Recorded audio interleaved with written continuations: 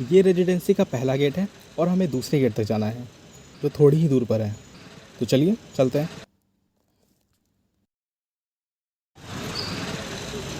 Residency में पहुंच चुके हैं। 25 रुपये का टिकट है, लेकिन विदेशियों के लिए 300 रुपये का है। तो चलिए अंदर चलते हैं।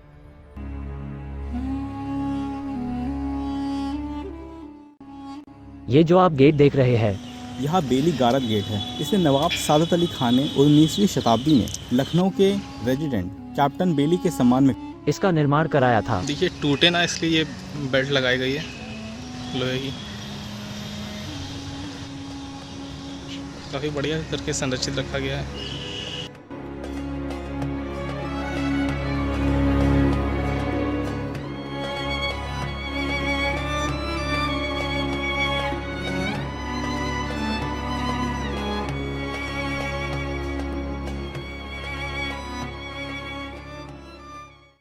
मैप है बेली गारद गेट और ये पूरा घूमना है हमें को। ये देखिए लिखा भी हुआ है प्लेस ऑफ इंटरेस्ट।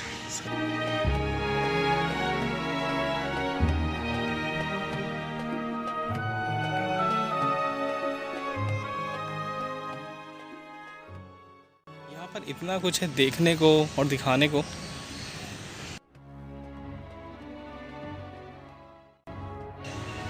जब मैं लास्ट टाइम यहाँ आया था तो ये बन रहा था नीचे का, ऊपर का तो लगभग खंडर ही हो चुका है।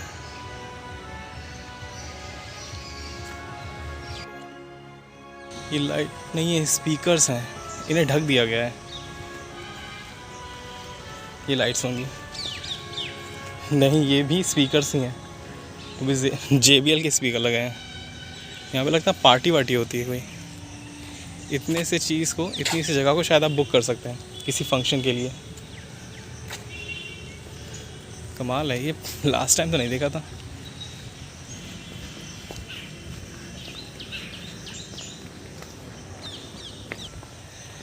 यदि आपको पता हो कि यह क्या है तो मुझे कमेंट में बताइए। आज हवा नहीं चल रही है बिल्कुल भी।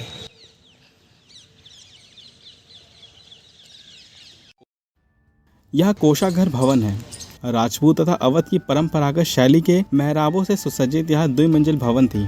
1851 ईस्वी में इसे 16,897 रुपये में तैयार किया गया था। इन सभी इमारतों की मरम्मत समय समय पर की जाती है।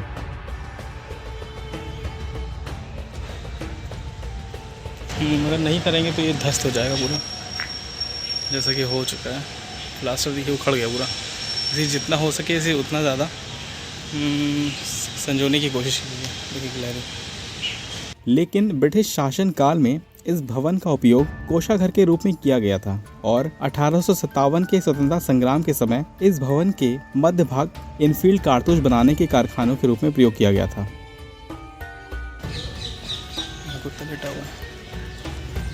आप जो दीवारों पे जो गड्ढे और निशान देख रहे हैं वह वास्तव में तोप की गोले के निशान हैं और बंदूक की गोलियों के निशान हैं।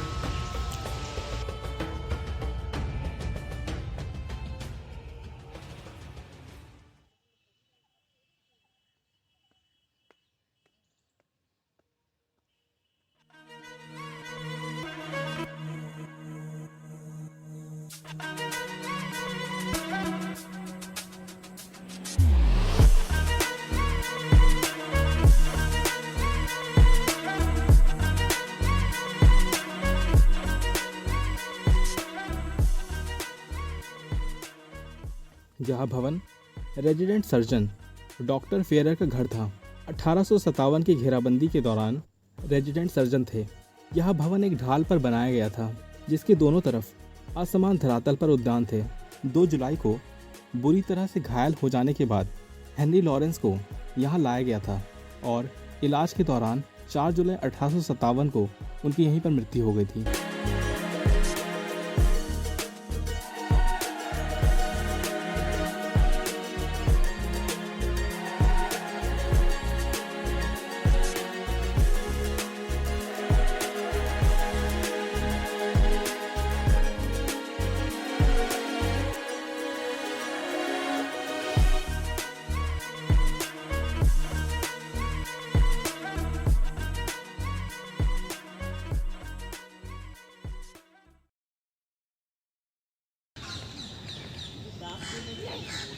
और ये देखें दावत खाना में क्या है। इस भवन का निर्माण नवाब सादत अली खान ने करवाया था। यहाँ 2 मंजिला इमारत संपूर्ण परिसर में संभवतः सबसे भव्य थी, जिसके शानदार कक्ष तथा प्रशस्त सभागार कीमती झाड़, फानूसों, आईनों तथा रोशनी दीवान से सज्जित थे। यहाँ नवाब के सम्मान में दावतें आयोजित की जाती थी। सभागार में कीमती फर्नीचर के साथ ही उच्च कोटि की कारीगरी की गई थी। प्रथम तल पर गजकारी द्वारा निर्मित आतिशदान के आवेश अभी भी संगमरमर आभा देती हैं। मुख्य प्रवेश मंडप में स्थित फव्वारा काले और सफेद संगमरमर की कलात्मक पच्चीकारी का अद्भुत नमूना है, जिसका जीर्णोद्धार हाल ही में किया गया है। 1857 में घेराबंदी के दौरान इसको अस्पताल के रूप में प्रयोग में लाया गया था। ये ऐसे था और ये ऐसे हो गया है। इसे संरक्षित करने की कोशिश की गई है, इसे दोबारा प्लास्टर नहीं किया गया है।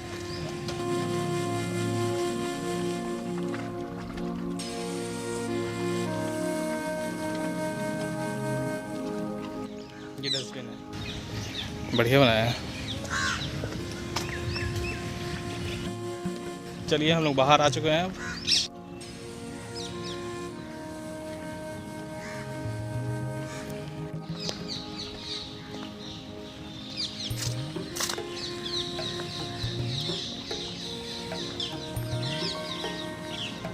हम लोग ने अभी थोड़ा ही रास्ता पूरा किया है। वो देखिए वो रहा गेट, बेली गारत गेट, ये रहा भोजनालय जो उन्होंने अभी देखा, और यहाँ से हम लोग आए हैं और अभी हम लोग यहाँ पर खड़े हैं। ये देखिए ये है संग्रहालय, शौचालय, इमाम बाड़ा एवं मस्जिद। तो चलिए चलते हैं।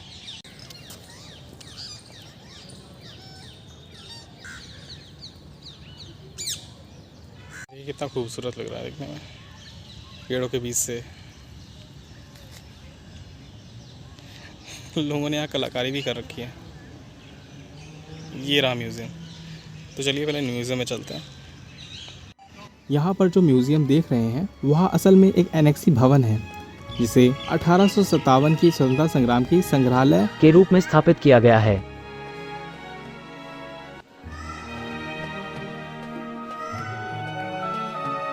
अंदर अलाउड नहीं था तो इसलिए ज़्यादा फ़ोटो खींच नहीं पाए, ज़्यादा वीडियो नहीं बना पाए। यही एक बिल्डिंग बची रह गई जिसकी छत बरकरार है, बाकी सबकी छत तहस नहस हो चुकी है। यह जो आप बिल्डिंग देख रहे हैं यही रेजिडेंसी का मुख्य भवन है और इसी बिल्डिंग के नाम से यह पूरा परिसर विख्यात हुआ है। यह एक 3 मंजिला इमारत थी।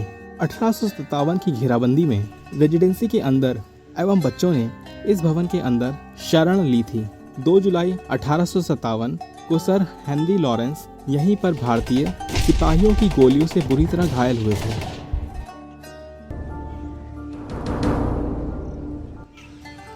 ग्रेवयार्ड आ गया है।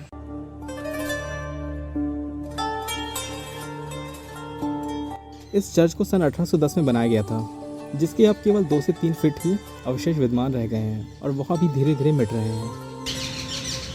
देखिए सब इसको रिस्टोर किया गया है, सब बनाया गया दोबारा।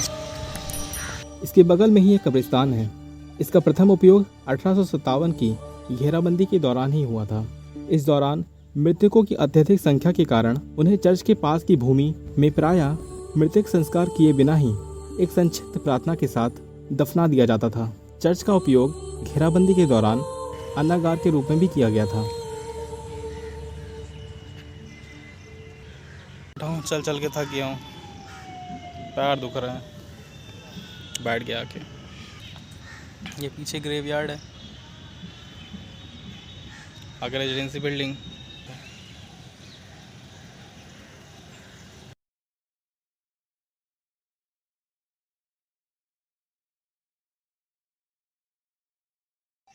यहाँ दूर दूर तक कोई भी नहीं है, ना यहाँ कोई इमारत है भी थी पर वो पूरी तरह से ख़त्म हो चुकी है।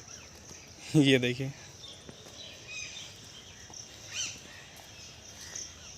सिर्फ अवशेष बचे हैं और ये क्या है उसके बारे में भी कोई जानकारी नहीं दी गई है।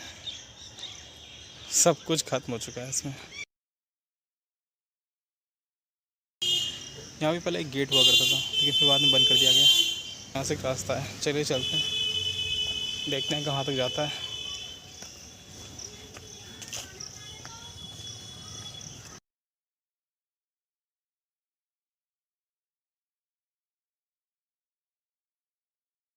अरे बिल्कुल भी रख रखाव नहीं हो रहा है, इसलिए ऐसा हो गया है।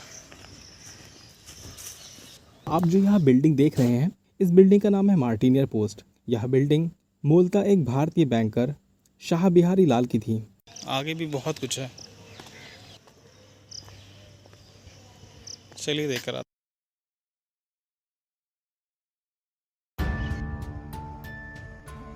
उत्खनन स्थल यहाँ जो आप देख रहे हैं, यहाँ पर 2001 से लेकर 2005 के दौरान यहाँ पर खुदाई हुई थी, जिसके बाद ही यहाँ सारी चीज़ें अस्तित्व में आई थी। दिख रहा है लेकिन सब पेड़ पौधे हो गए हैं।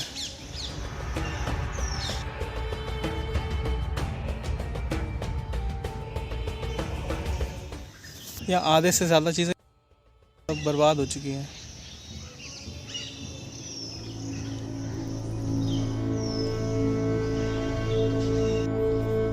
देखिए, इन सभी इमारतों की मरम्मत की जा रही है ताकि और ज़्यादा क्षति ना पहुँचे इन सभी को, और ज़्यादा ही ख़राब ना हो जाए। ये है 6 स्क्वायर।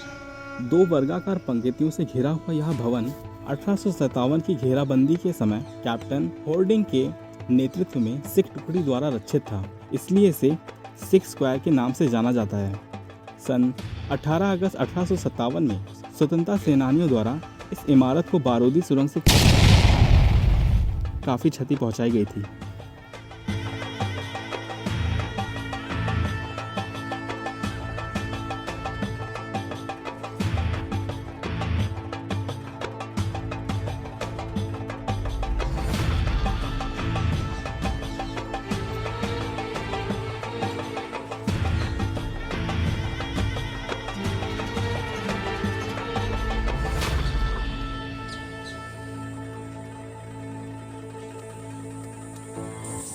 चलिए अंदर चलते हैं।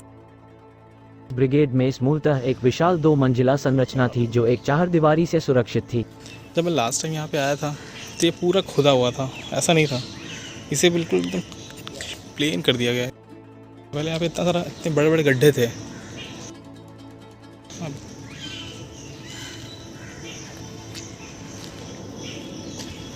वहाँ पे कुछ शायद है, इंग्लिश इसमें देखिए कैसा लिखा गया है, INGLISS English quarters.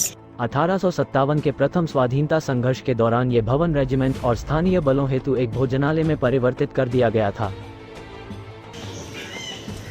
Brigade mess तो देख लिया, अब चलिए चलते हैं उधर। अधिकांश चीज़ें तो घूम ली हैं और अधिकांश चीज़ें टूट चुकी हैं। ये वो देखिए, ये भी, अगर ये सब बना होता तो लाजवाब होता, देखने में और ज़्यादा मज़ा आता। चलिए चलते हैं।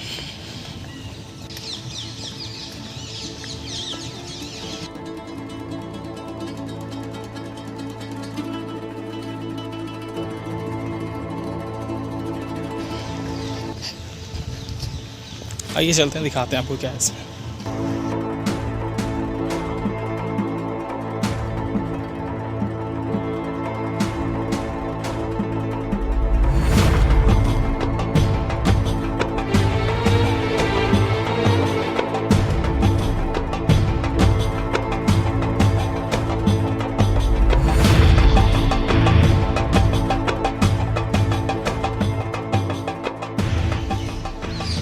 जब मैं यहाँ लास्ट टाइम आया था तो ये बन रहा था, जैसे कंस्ट्रक्शन हो रहा था, अभी बन गया पूरा। ये बेगम कोठी है।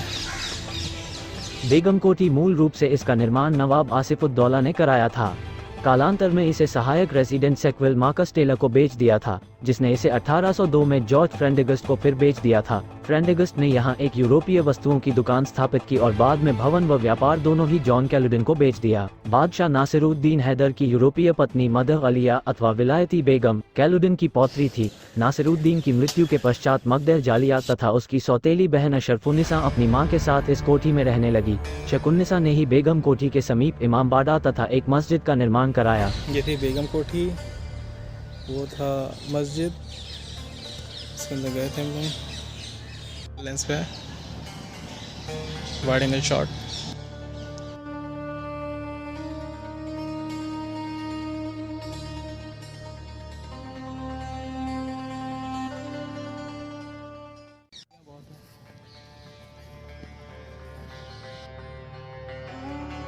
मस्जिद एंड इमाम बाड़ा ये बंद कर दिया गया है। जब हम आए थे तब खुला था लास्ट टाइम, अब बंद कर दिया गया है।